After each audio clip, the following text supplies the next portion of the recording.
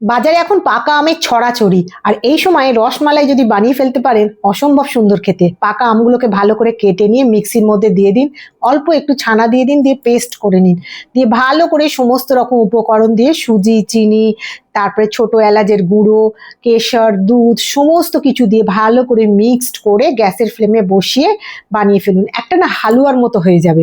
যখন দেখবেন হয়ে গেছে, এটা শুধু শুধুও কিন্তু খাওয়া যায়। আমি কিন্তু এটাকে গোল্লা গোল্লা পাকিয়ে নিচ্ছি।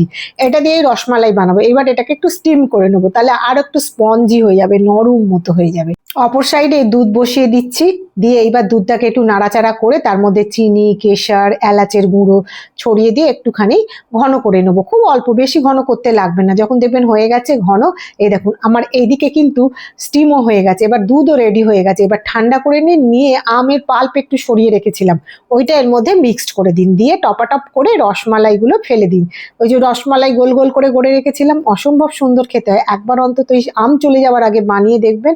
ওপর থেকে ছড়িয়ে দিলাম কেশর আর অ্যালমন্ড কুচি, আপনাদের পেস্তা থাকলেও দিতে পারেন।